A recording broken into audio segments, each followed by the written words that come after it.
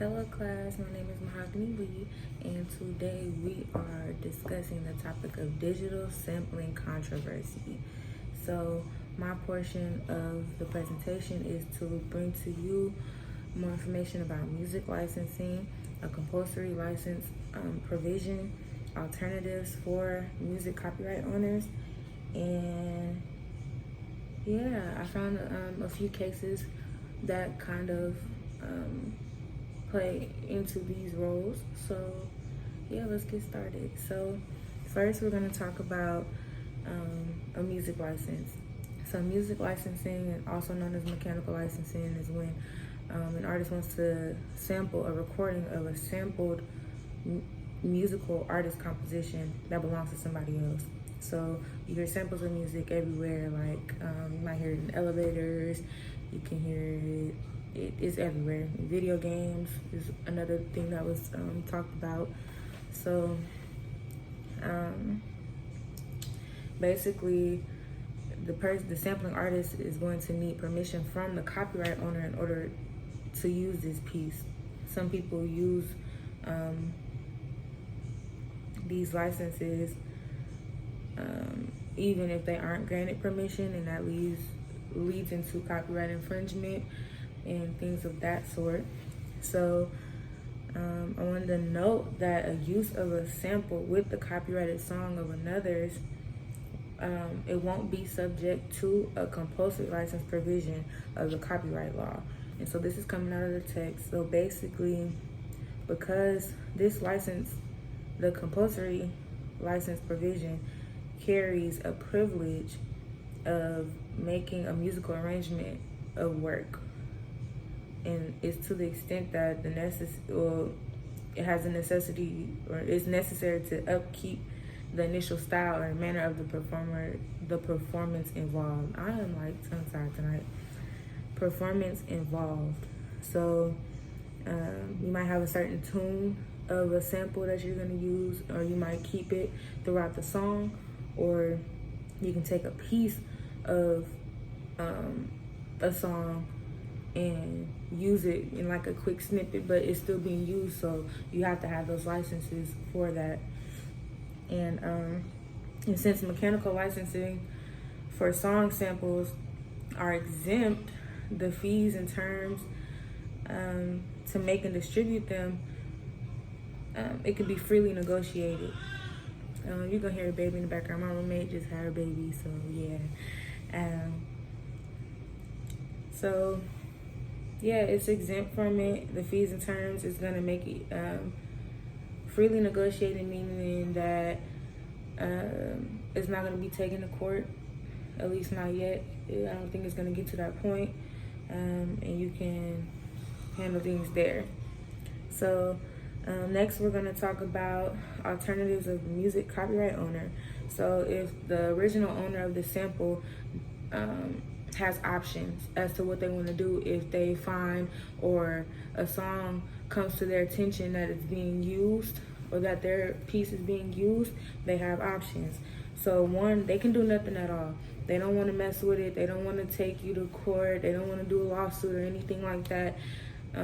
They might even listen or see what you're trying to do and just let it go. They can refuse to license, meaning that you're going to request a license from them and they deny it. Like, no, I don't want you to use a sample of my song.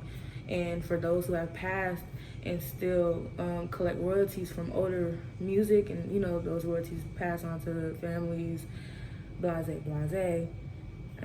those licenses, whoever is in charge of those or is the holder of those, they can refuse them, and they don't want you to use it, they're not going to use it. So they can grant a mechanical license, and you have to note that there's a one-time flat fee for if they grant you this. They can also grant you a license for royalty, and they can also seek a co-ownership in the new composition. So whatever song you make that's using the original, you can bring it to me. Whatever in the original you guys can both own it. That's if they agree to it, and you can seek an assignment of the copyright in the new composition. And I believe that means that basically you can still have rights to up to a certain extent. Well, it's still their rights, but in your case, you still won't be able to touch it. So next, we're gonna go into really what the owner of the composition decides to do. It'll depend on different circumstances. So the value of a song, everybody's not gonna. It's so many sample music, or so much sample music going around, that if the main artist hears yours, it's because it has value to it. You can't make money off of it. You can't monetize on it. And yeah, what else do I have down here? So it also depends if the sampling artist's unauthorized sample will create an infringement on the original. So you can mess up their whole little get up they have going just by sampling, and once that messes with their money, of course they're gonna reach out like, hey, you gotta come off of this. Yeah.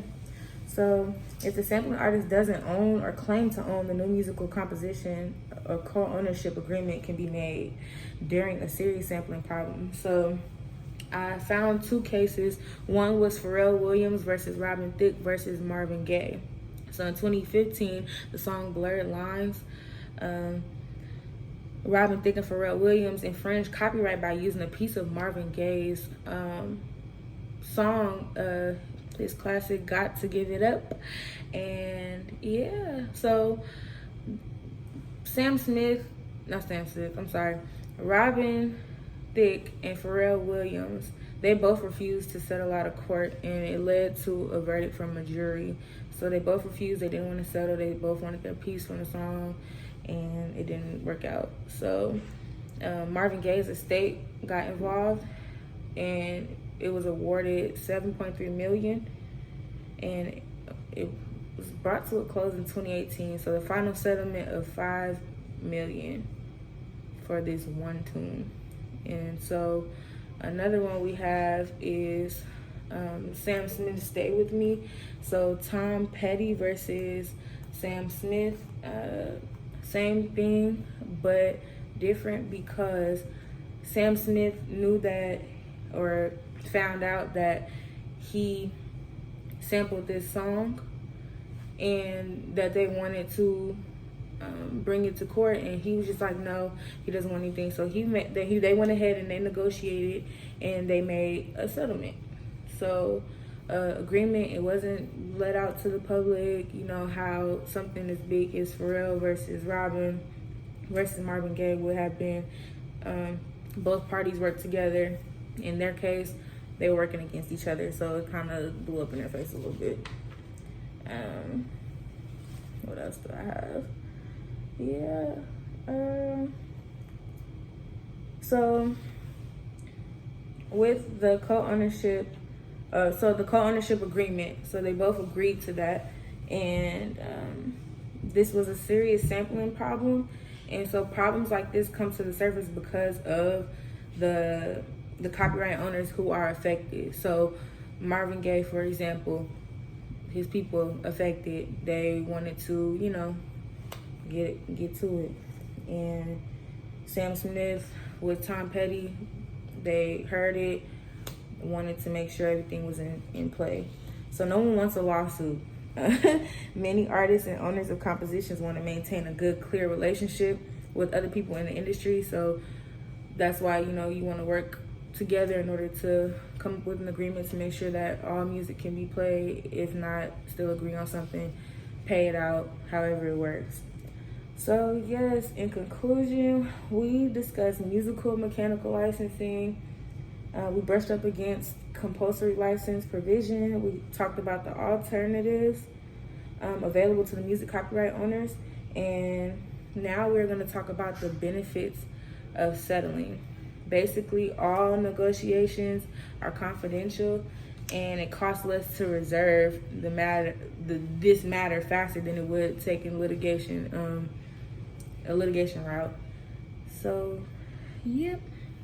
that also is one of the questions. So one of the questions, what is one benefit that I just named? And what are the 2 copyright cases that I brought up? Yeah, maybe not. I'm gonna cut that. The second question is, what is one alternative for the music copyright owner? And yeah, I'm gonna probably make a picture, put my sources up here so you guys can see or click them, or I might put them in the description, things of that sort. Yeah, I know I'm kind of monotone or whatever, but we gonna, we did it. If you guys have any questions about these, reach out to me and yeah. Thanks for watching.